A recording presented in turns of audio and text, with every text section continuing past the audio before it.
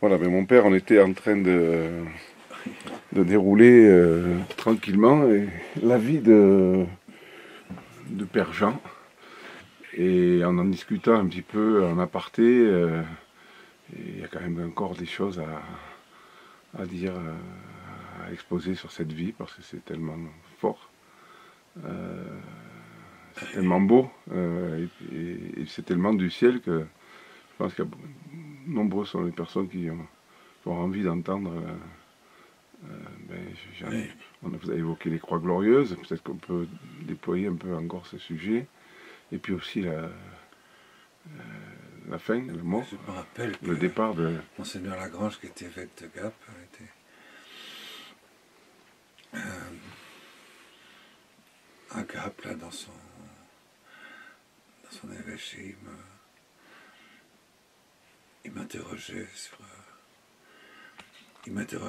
sur le Père Jean. Enfin, alors je racontais tout ce qu'on a dit là, toutes sortes de choses sur Père Emmanuel, puis Père Jean. Mais il a dit, mais il faut absolument que vous sortiez quelque chose. Il faut absolument que vous disiez quelque chose. Il faut absolument parler de lui, écrire un livre, je sais pas, je sais pas, il faut faire quelque chose, c'est trop... Il était complètement fasciné, il l'avait bien sûr connu, hein, puisqu'il était venu plusieurs fois, arriver à titre comme évêque. Et moi, quand je lui parlais de Jean et de Père Emmanuel, il était, pendant une petite heure, on a parlé comme ça, du Père Jean. Il était, mais de la part de cet évêque, c'est surprenant, il était tordu de rire. Oh, qu'est-ce qu'il trouvait ça drôle et tout. Il dit, mais il faut absolument dire, expliquer, pas expliquer, dire, voilà, faire sortir là. Il faut en parler, il faut garder la mémoire de tout ça, en fait. Hein, de quelqu'un comme ça. Je me rappelle donc avant cet évêque-là, Monseigneur Lagrange, il y avait Monseigneur Segui. C'est Monseigneur Segui qui était évêque de Gap. Et avant Monseigneur Segui, dans les années donc 70, on le sait, nous en avons parlé, c'était Monseigneur Kofi. C'est Monseigneur Kofi qui avait dit au Père Emmanuel, mais Monseigneur Kofi était à la Sainte-Baume quand Monsieur Jean à l'époque. Et le Père Emmanuel se sont rencontrés au cours d'un repas historique. Voilà. Donc après Monseigneur Kofi, il y a eu un autre évêque, et Monseigneur Segui. Comment s'appelait-il? Je ne me rappelle plus. Bon, je pense que ça doit être facile à retrouver. Et il était venu, bien sûr, une fois, voir ces ermitages, ces ermites. Et donc les lingots d'or étaient apparus comme ça, sous l'autel, de l'ermitage en bois du Père Emmanuel.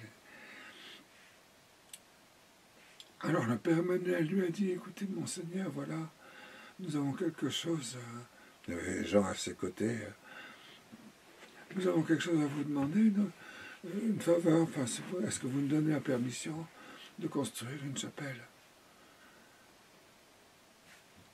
Et oui, parce que c'est ça, il faudrait, c'est difficile sinon. Bon, est-ce que vous nous donnez la permission? Ou alors l'évêque, il m'a dit, écoutez, Père Emmanuel, construire une chapelle, pourquoi faire? C'est pour célébrer la messe, pour nous autres, là, que nous sommes, qui sommes bien au milieu de l'ensemble de nos ermitages. Alors, l'évêque répond au Père Emmanuel, écoutez, aujourd'hui, on célèbre la messe dans des cabarets.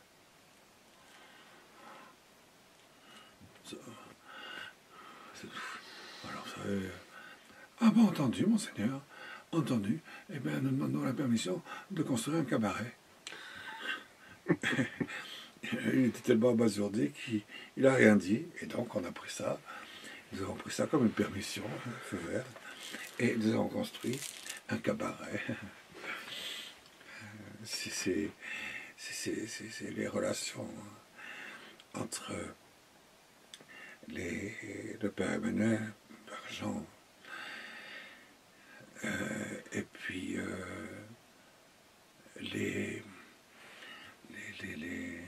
l'ordinaire, enfin les successeurs des apôtres qui étaient évêques, qui avaient autorité au fond, finalement, sur nous,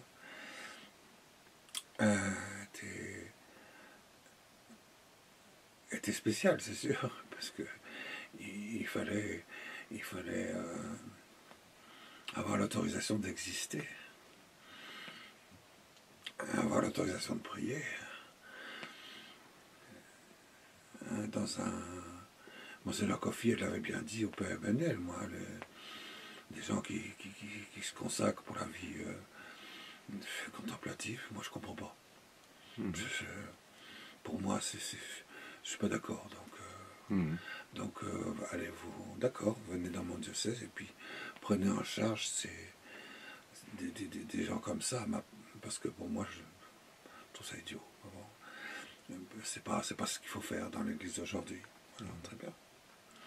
Voilà. Mais du coup, on a construit un cabaret magnifique. Très très beau cabaret. Une église romane.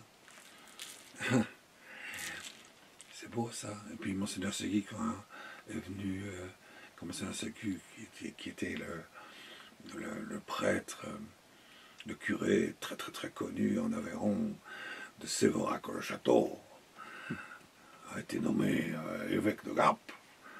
Eh bien, il est venu nous voir et il a dit, eh bien, je suis content d'être l'évêque d'un diocèse où vous vous trouvez, parce que comme ça, j'ai un foyer de prière. Et j'en suis très heureux. Mais c'est à condition quand même que vous puissiez rendre service quand même au diocèse et puis et assurer les paroisses. Là, il y a 6 ou 7 clochers là, dans cette immense vallée qui n'ont jamais de prêtre, qui n'ont jamais de... Alors c'est lui qui a dit bah, écoutez, que les ermites qui sont là s'occupent d'aller visiter les paroissiens. Et donc c'est comme ça que Monsieur Jean est devenu le curé de Montmorin, le curé des paroisses de Montmorin, Sainte-Marie et tout. Et il faisait ça avec en plus de tout ce qu'il avait à faire, il faisait ça de manière qui était la sienne, qui était tellement désarmante, quoi. Voilà. Bon, que vous dire d'autre, je ne sais pas, mais vous voyez, on était... nous sommes inscrits, le Père Emmanuel avec toute cette mission qui a été la sienne, c'est appuyé sur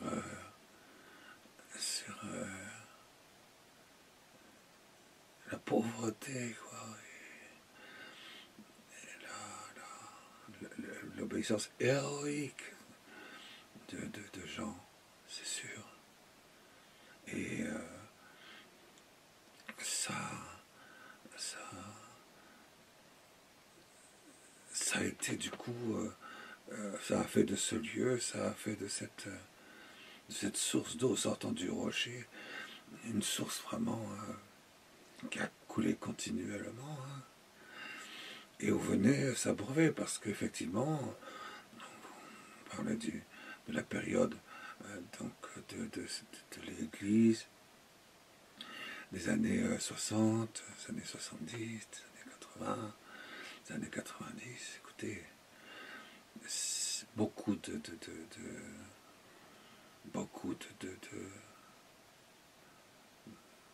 de fidèles ne savait pas où aller, quoi. Hein, ne savait pas quoi faire. Ne savait pas à quel saint se vouer. Et bien, il passait, vous savez, et il se passait pas une semaine sans qu'il y ait des gens de tous les horizons qui passent et puis qui voyaient qu'on pouvait très très bien vivre sur cette terre de manière sobre, de manière pauvre, d'une manière en même temps extraordinairement, je sais pas, joyeuse.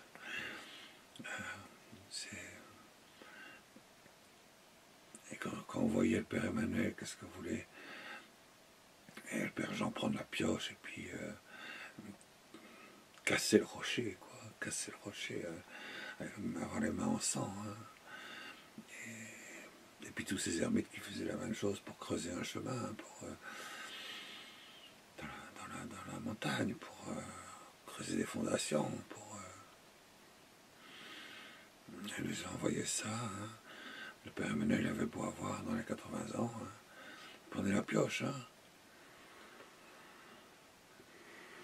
Et le Père Jean, lui, que ce soit l'hiver, que ce soit l'été, il était toujours debout, hein, toujours à genoux, toujours. Toujours. Et il disait, ben, nous devons bien chercher notre Seigneur Jésus-Christ. Et nous devons écouter bien notre Seigneur Jésus-Christ. Et c'est ce que nous faisons. Parce qu'il y a certaines personnes qui pensent suivre notre Seigneur Jésus-Christ et qui critiquent tout le monde. Eh bien, ceux-là, eh bien, ils ne suivent pas notre Seigneur Jésus-Christ. Nous essayons de suivre eh bien, notre Seigneur Jésus-Christ. Et nous faisons eh bien, ce qu'il nous demande.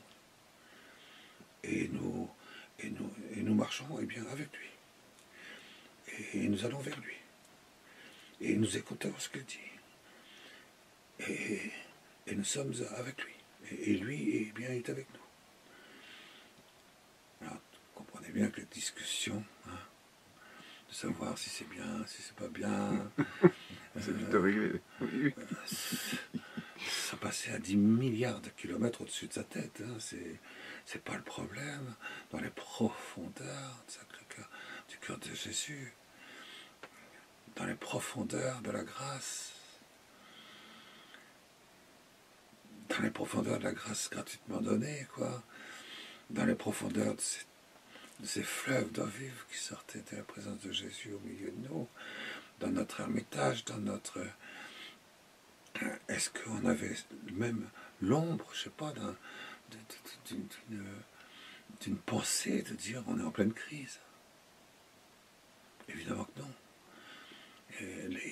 La crise, c'est... Eh bien, si certaines personnes pensent que nous sommes en pleine crise, eh bien, nous pouvons dire une chose avec certitude. C'est que la crise, eh bien, c'est eux. Parce que ils ne comprennent pas qui est eh bien, notre Seigneur Jésus-Christ.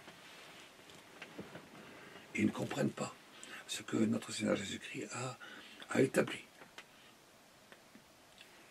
En venant à la rencontre eh bien, de ceux qui veulent donner leur vie. Et pour cela, il n'y a aucune crise. Et s'ils pensent qu'il y a une crise, qu'ils apprennent bien de la part de notre Seigneur Jésus-Christ que c'est eux qui sont la crise et la source de cette crise. Parce qu'on ne peut pas quand même, c'est vrai, effectivement. Oui.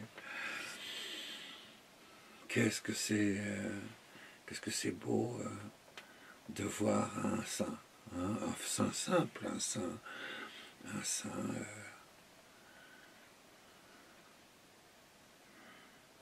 unique au monde, d'ailleurs, chaque saint est unique au monde. Et le fait de voir Jean vivre,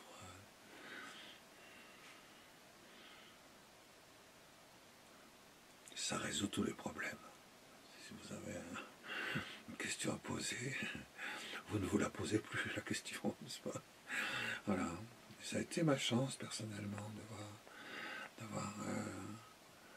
d'avoir pris l'habit le même jour que lui, à genoux. Ça a été... ne méritait pas une grâce pareille, évidemment. Vous recevez tous les deux l'habit du Père Emmanuel, alors. Oui, nous avons reçu l'habit du Père Emmanuel, des mains du Père Emmanuel. Le jour de Noël, c'était beau, c'est simple.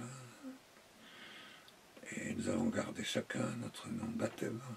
Le Père Jean, Monsieur Jean s'est appelé Père Jean. Enfin, et puis moi, j'ai gardé mon nom de baptême. Oui.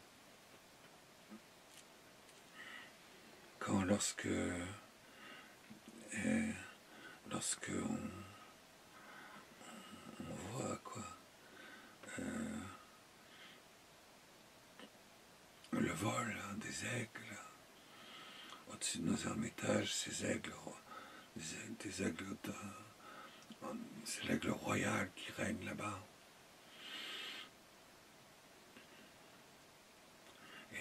Et quelquefois, une fois que la chapelle, construite par les mains de Jean, en grande partie, pratiquement entièrement, lorsqu'elle a été terminée, Monseigneur Segui est venu consacrer cette chapelle, qui ressemblait beaucoup à un cabaret. Et puis quand on est sorti, il y avait... J'ai remarqué ces aigles qui étaient là, au-dessus, et qui volaient dans l'horizon du mont Marais, là-bas, qui avait forme de sa Santissima Bambina, jusqu'au mont Rouge, qui était de l'autre côté, du côté de l'Orient. Et les aigles circulaient en l'air comme ça, puis ils criaient, et puis je me rappelle que je regardais ça, je regardais ces aigles qui étaient là, et venant du sud, j'ai aperçu, je me rappelle, 6 corbeaux noirs qui venaient piquer en notre direction, et ils ont chassé les aigles. J'étais impressionné, ils étaient comme une espèce de commando, quoi. Ces 6 corbeaux noirs ont foncé sur les aigles qui étaient pacifiquement tournant, criant à leur cri royal. Et quand j'ai vu ces 6 piquer net sur eux, les aigles sont partis. Ils se sont enfuis. Ils sont allés derrière la montagne du côté de Die. Et je me rappelle que je me suis dit à ce moment-là,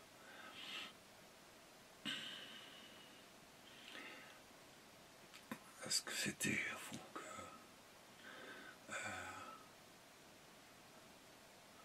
ce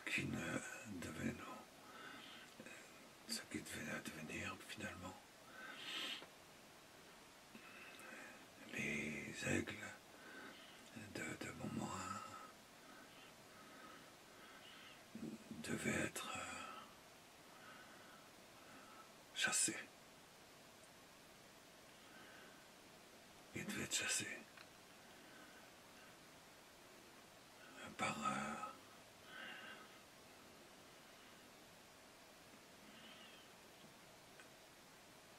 le mauvais. Et c'est ça qui s'est passé, il faut bien le dire.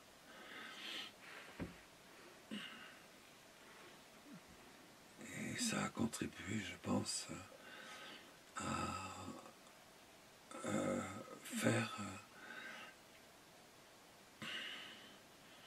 produire, à engendrer d'une part la mort du Père Emmanuel, parce que le Père Emmanuel a été très profondément bouleversé hein,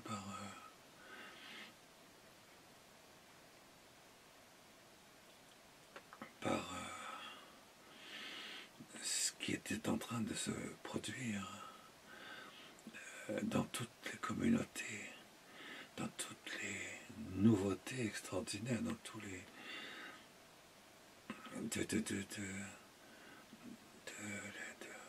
de l'Église de France en particulier. Hein.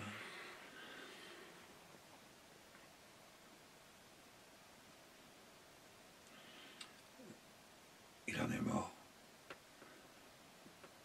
Et il en est mort, ça c'est sûr. Alors, il y a eu effectivement des oiseaux noirs qui sont arrivés, et puis qui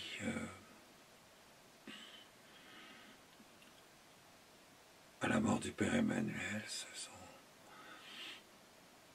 ont pris autorité, hein, c'est eux qui ont eu l'autorité sur ordinaire, enfin l'autorité ecclésiastique sur les ermitages de Montmorin, et c'est là que Jean, se trouvant là, comme a été a subi, enfin je crois qu'il a subi quelque chose d'horrible.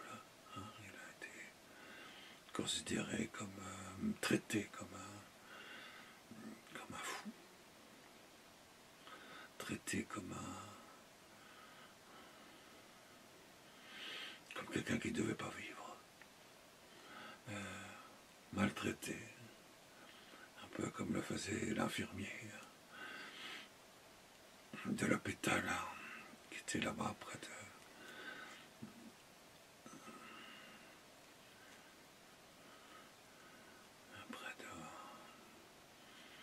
des yeux. Il a été horriblement humilié, interdit de parler, interdit de...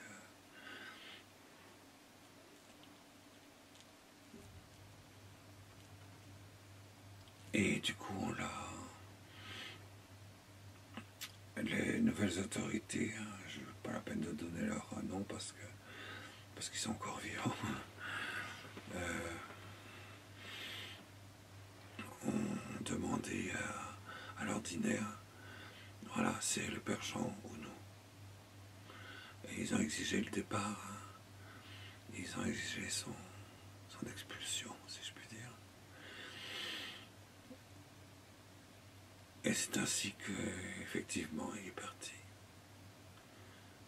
Il a quitté Montmorin et il a été envoyé en exil en Guinée, le pays de Sékou Touré, celui qui avait persécuté l'Église. Et l'évêque Robert Sarah, qui aujourd'hui donc est cardinal Sarah, voilà, il a été exilé là-bas. Est-ce que le cardinal Sarah a connu Jean? Je ne sais pas. Mais 30 jours après, bien sûr, il est mort, comme était prévisible. Il est mort là-bas, assis sur une chaise, pour la fête, la solennité là-bas de Saint-Augustin, patron de l'Afrique. Il a aidé là-bas à la construction d'une chapelle. Et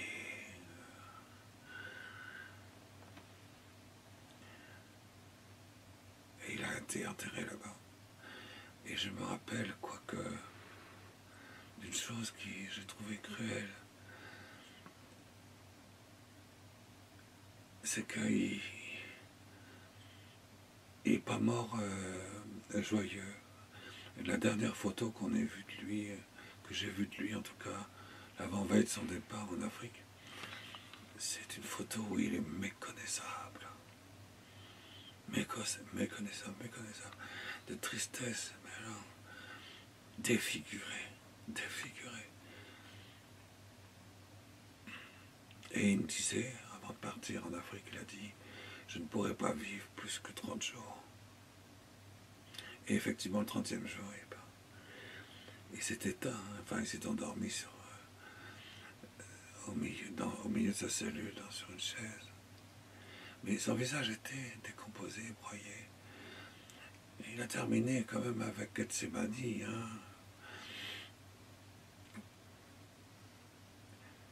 Et il a donné sa vie, on l'a appelé, on l'appelle encore. Et le prêtre agneau de la croix glorieuse. C'est le patron des croix glorieuses. C'est le patron de la croix glorieuse, dont Sainte Thérèse de l'Enfant Jésus disait. Elle voulait bien partir, hein, être emportée toute jeune, hein, mais elle disait, je veux bien partir pour la miséricorde de Dieu. Mais je voudrais être là. Je voudrais être là au moment de la grande guerre eschatologique, pour pouvoir planter la croix glorieuse sur la terre infidèle.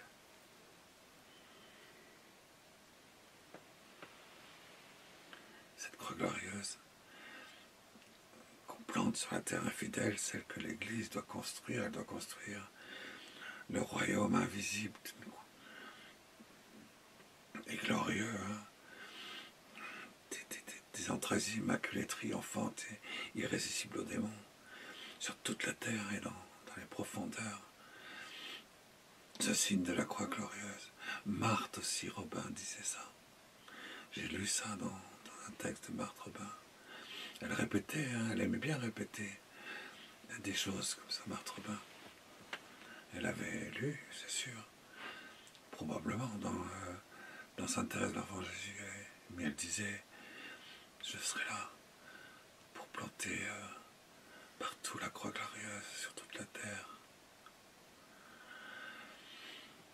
Eh bien, c'est le Père Jean, hein, qui a été la cause méritoire de cet épanouissement, de cette floraison intérieure, souterraine, du corps spirituel des êtres humains sur la terre, pour chercher notre Seigneur Jésus-Christ dans ce qu'il a de plus profond. Chercher notre Seigneur Jésus-Christ sous l'autel. Chercher notre Seigneur Jésus-Christ là où il est, dans son je suis, dans son oui, à l'intérieur de la lumière de gloire qui illumine tous les lieux des ténèbres et de la mort. Et où il vient visiter. C'est le grand sabbat. C'est le grand sabbat dont parle la Bible depuis le début de la Genèse jusqu'à la fin de l'Apocalypse. Le grand sabbat, le travail intérieur de l'âme de Jésus séparée, qui vient investir, précédé par des myriades, des centaines de milliards, des trilliards, des myriades d'anges glorieux qui le précèdent et qui le font, et qui crient partout, comme dit l'oraison de la messe du 14 septembre. N'ayez pas peur. Ouvrez toutes grandes vos portes au Christ. N'ayez pas peur. Et les anges précèdent Jésus dans son âme déchirée, dans son âme, dans son union hypostatique déchirée, investi complètement par la lumière de gloire de la vision béatifique, qui rayonnait dans toutes les profondeurs de son cœur pendant toute sa vie sur la terre, est venu rayonner, habiter, pénétrer tous les espaces, mais alors presque sans limite de la mort, des ténèbres, tous ceux qui étaient là. Il y avait aussi son papa, Saint Joseph, et, mon Dieu, comme il a été là. Tout ce qui s'est passé à l'intérieur du mystère de la croix, à l'intérieur de l'âme de Jésus, venant visiter, s'incorporer, si je puis dire, si on peut dire comme ça, toutes les ténèbres ont disparu de l'Antéchrist, dans sa largeur, dans sa hauteur, dans sa profondeur. la mort a disparu. Et avec il a contraint, j'allais dire, les puissances de l'enfer, Satan, Lucifer, et tous les démons dans un petit point de rien du tout au centre de la terre. Il l'a contraint, il a été même jusqu'en deçà, au fond, pour rebondir avec la lumière de gloire et Saint-Joseph à l'intérieur du face-à-face avec la paternité amoureuse, splendide, glorieuse du Père. Il s'est passé là, ici, quelque chose. Il a traversé, il a visité chaque âme humaine séparée, injustement brisée par la mort. Il a confié à Marie, à Jean, et à l'Église tout entière dans la transfiguration et la transverbération, c'est ce qu'on appelle le glaive, qui a traversé de part en part à la supervenue du Saint-Esprit en elle et en Saint Jean au pied de la croix.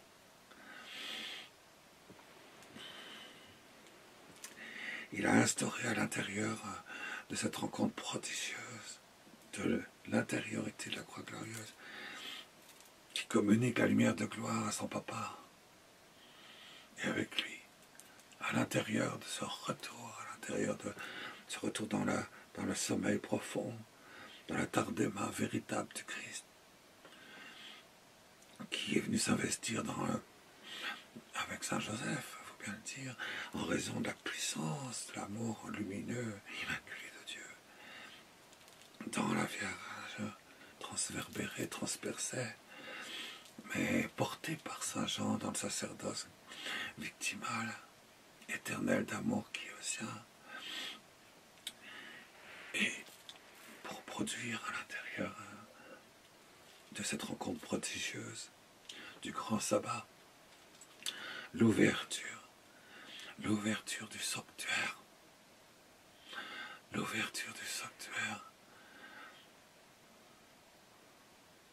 à l'intérieur duquel le sommeil profond, la tardema au fond de Saint-Joseph, glorifié dans la lumière de gloire, s'est conjoint à la tardema, le sommeil mystérieux de Jésus sur la croix pendant 36 heures.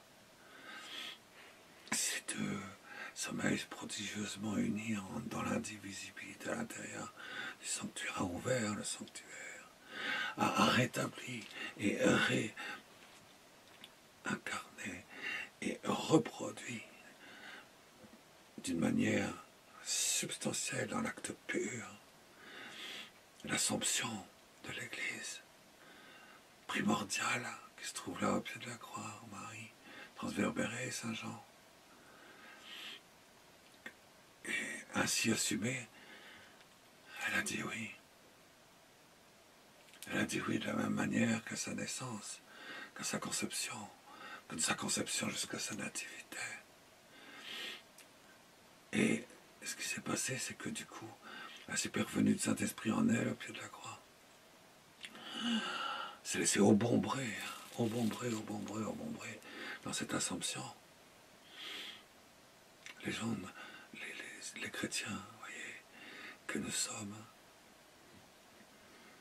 contemplent, pénètrent, touchent et voient cette Assomption pour comprendre quelle est la Pentecôte qui s'est réalisée à ce moment-là, Saint-Esprit, du coup, a été envoyé en personne dans cette supervenue du Saint-Esprit. Et du coup, il y a une Assomption dans le sommeil mystérieux de Marie, qui est son deuxième sommeil mystérieux. Son troisième, ce sera 19 ans plus tard, dans sa dormition, pour se conjoindre au double sommeil de Joseph et de Jésus. Et cette conjonction indivisible, cette tardema, ça veut dire le sommeil mystérieux, c'est-à-dire divin, c'est-à-dire on est tellement dans le débordement et la plénitude de l'accomplissement jusqu'à la substance, jusqu'à l'acte pur de notre vie que du coup, c'est Dieu qui prend, qui assume Assomption, c'est assumer. Bon, eh bien, cette assomption-là, vous voyez, je ne sais pas comment vous expliquer, elle est redescendue comme ça, à l'intérieur de l'unité, de la conception de l'Église, de la Jérusalem dernière. Eh bien, Monsieur Jean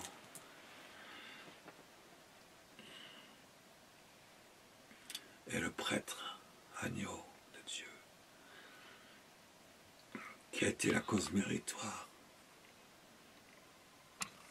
C'est une évidence de la conception de la croix glorieuse à l'intérieur de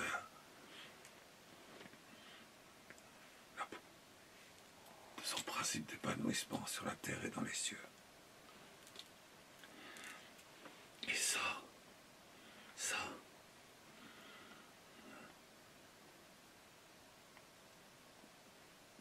c'est annoncé, préparé, moulé par le Concile Vatican II.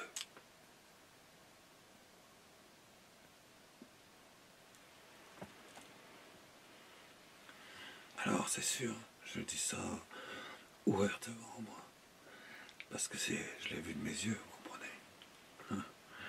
Et je sais que c'est vrai. Nous avons là, le Père Emmanuel disait une chose. Le Père Emmanuel disait une chose que je vais écouter ça. J'ai entendu aussi dans la bouche d'autres grands, immenses théologiens dans les studiums. Il dit quelquefois Dieu suscite toute une congrégation, enfin un monastère par exemple, il fait une fondation, il suscite toute une communauté de plusieurs milliers, allez, de consacrés à Dieu. Et puis bizarrement cette communauté disparaît, elle s'éteint, puis il n'y a plus rien. Et bien, quand le bon Dieu permet de faire ça, c'est parce qu'il veut qu'à travers ce parcours de cette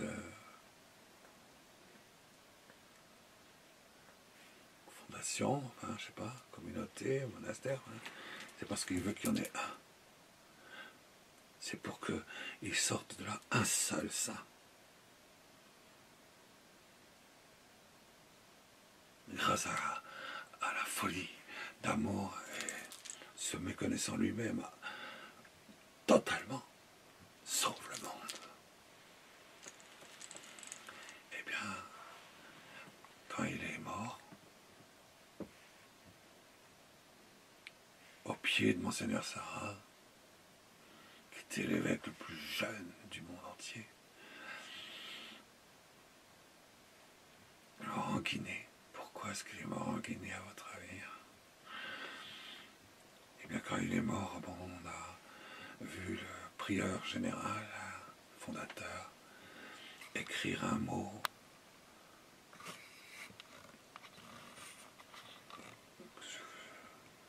terrible que j'ai trouvé, qui m'a épouvanté. Il a dit voilà, le Père Jean est décédé. C'était un fou. Et nous l'avons reçu dans notre congrégation par pure miséricorde. Oh mon Dieu! Oh mon Dieu! Oh mon Dieu!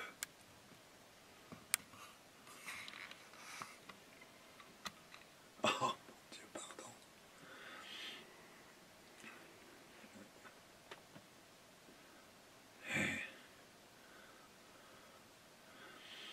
Et il parcourt les routes.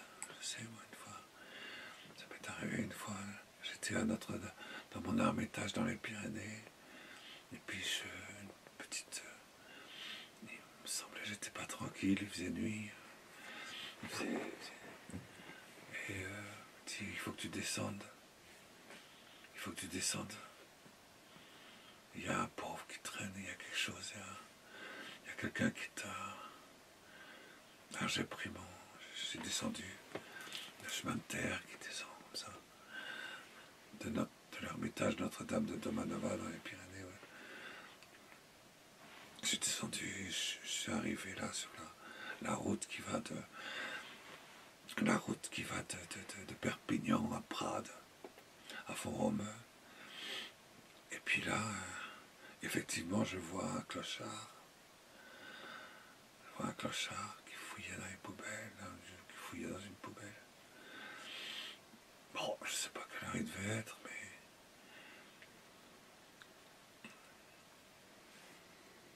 et je m'approche de lui et il ressemblait tellement à Jean que j'en étais frappé, vraiment. Et je dis, mais écoutez, c'est un peu sombre, hein.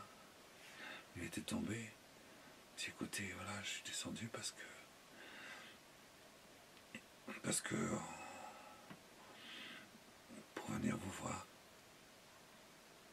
Il dit, ben, il a été regardé avec son regard scintillant de pauvreté joyeuse, disons, hein, c'est ça.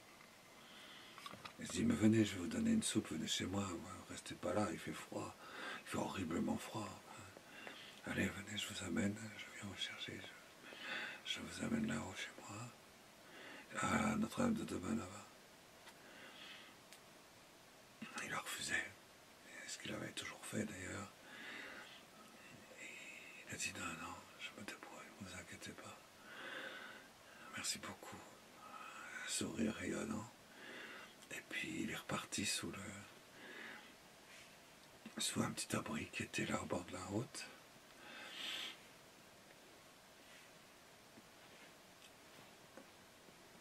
Alors je l'ai laissé, je suis remonté chez moi. Mais le pauvre,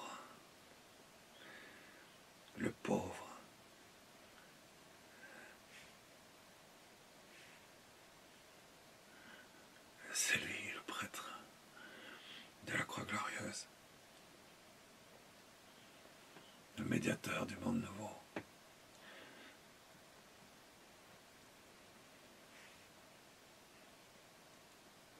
Et je sais que qu'il s'est manifesté à beaucoup de personnes pour les aider, pour leur faire comprendre, pour les rassurer, pour les simplifier. Il n'y a pas à s'inquiéter, vous savez, hein, tout va bien, Jésus est là. Voilà, je ne sais pas qu'est-ce que je peux vous dire de plus. Hein. Je pourrais vous en dire, bien sûr, je pourrais vous en dire des choses pour raconter, hein, mais je crois, moi, que ce n'est pas par hasard. Je pense que vous avez bien compris ce que je veux dire. C'est pas par hasard qu'il soit été martyrisé, si je puis dire, en Guinée. Parce qu'aujourd'hui, il y a un prophète sur la terre.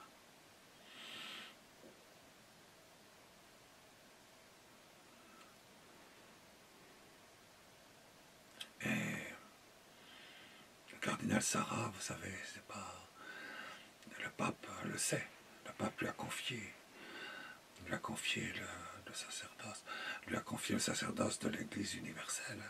Il a présidé tout le dicastère des sacrements.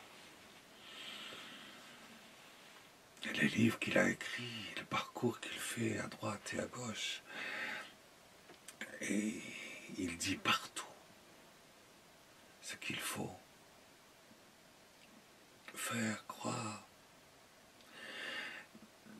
dans la grâce qui est celle de l'Église d'aujourd'hui.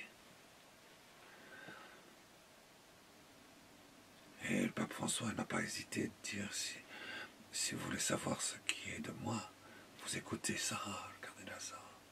Écoutez-le.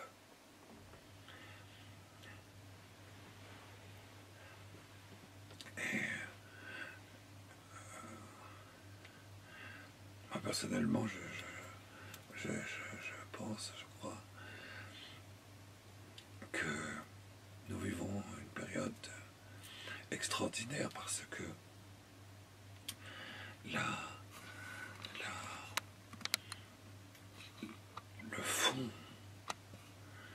le fond de la vie chrétienne, de 2000 ans de vie chrétienne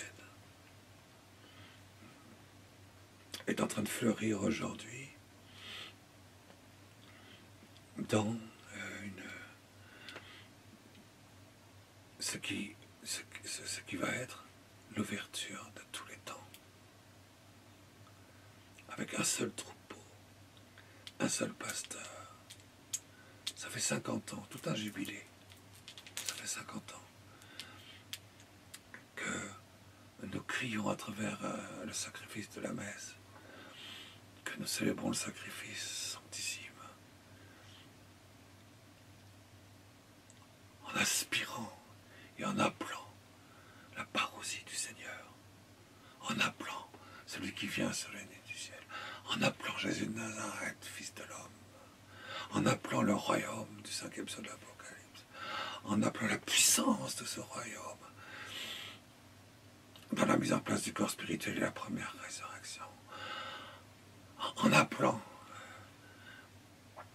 la victoire de l'agneau de Dieu dans la croix glorieuse et le signe du Fils de l'homme.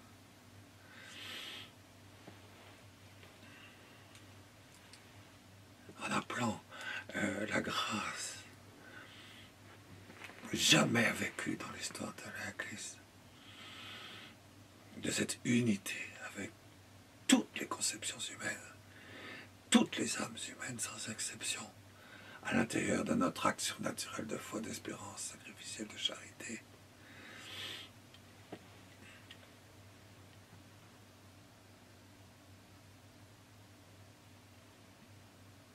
Et là, m'excuse, mais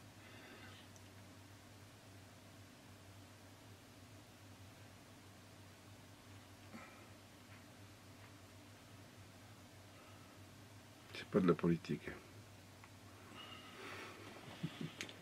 c'est une très grande chose. Mais C'est immense. Je cherche notre Seigneur Jésus-Christ parce qu'il vient.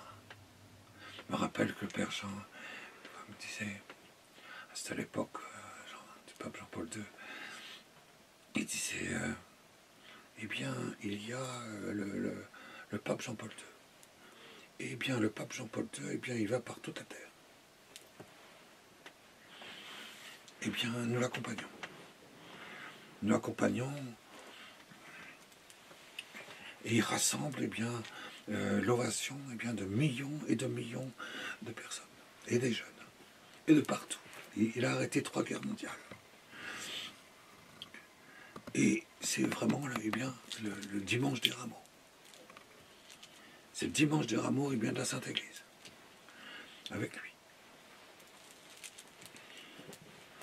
Mais après, eh bien, tu sais, Jean-Paul II, c'est le dimanche des rameaux.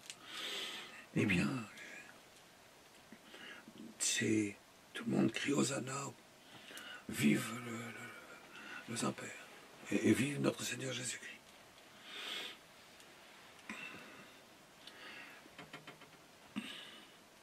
Mais après lui, eh bien, ce sera la croix. Ce sera Gethsémani. Ce sera le ricanement. Et ce sera la condamnation. Et ce sera la disparition.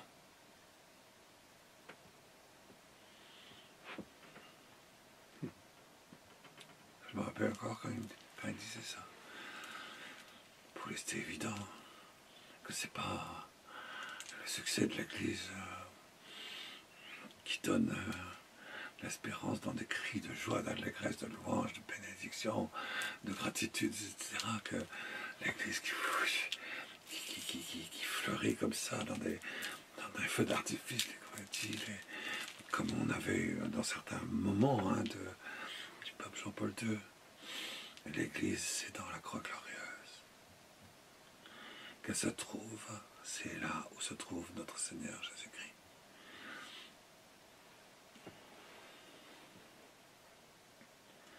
Et il avait raison, Jean. Bien sûr qu'il avait raison.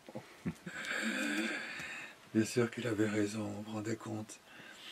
Jésus le voulait, ça, il a dit, on me livrera entre les mains des goïms, des pécheurs, ils me déchiqueteront, ils me flagelleront, ils m'écraseront, ils me crucifieront, Jésus le disait explicitement, me crucifieront. Mais je reste, troisième jour, je ressusciterai.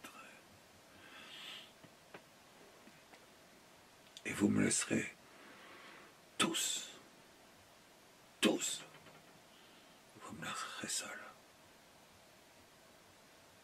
Vous serez dispersés. Tous.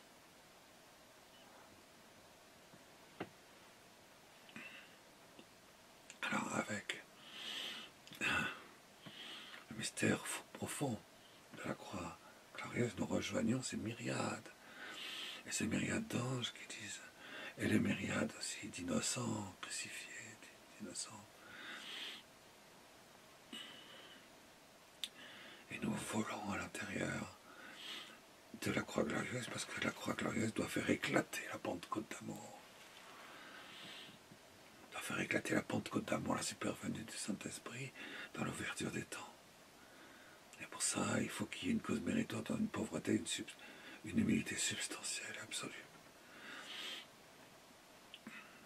Et bien pour moi, Jean, c'est le prophète de cette humilité substantielle absolue qui doit être la cause méritoire de l'apparition à l'intérieur, à l'extérieur, et dans la substance lumineuse de chaque chair humaine, de l'Immaculée Conception, se conjoignant à la conception du Christ, qui s'incarne dans la supervenue du Saint-Esprit, dans le Saint des Saints, la paternité créatrice de Dieu, pour faire fleurir, pour lancer intérieurement sans être vu, dans cette humilité glorieuse, délicieuse, lumineuse, la pacification intérieure de toutes les âmes humaines, dans l'ouverture des temps. Le cinquième sceau de l'Apocalypse doit s'ouvrir.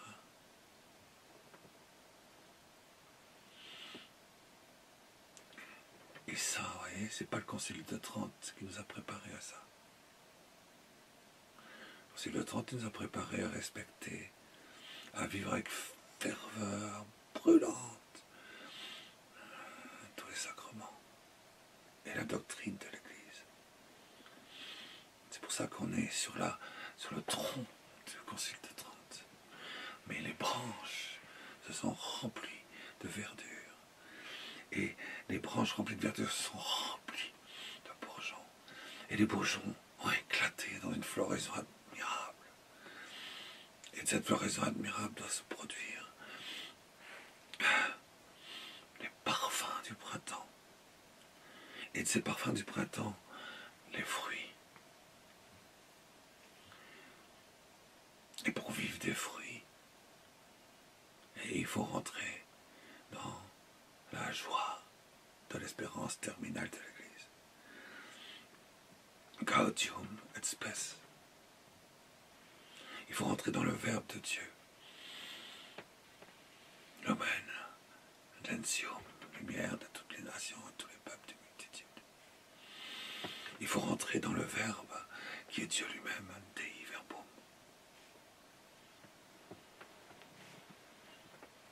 Il faut rentrer dans les trois. Ah oui, tout ça rentre dans le cœur de Immaculée de Marie, dans le cœur sacré de Jésus, et nous mettons notre sang avec les enfants qui sont sous l'autel et avec tous les anges glorieux qui sont aspirés avec nous.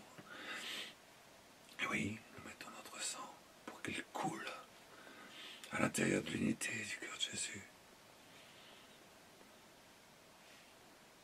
Et du cœur de Marie, qui est dans le cœur de Jésus, et qui est recueilli dans l'Assomption du cœur glorieux ressuscité de Saint Joseph. Et ça, le Seigneur nous y conduit.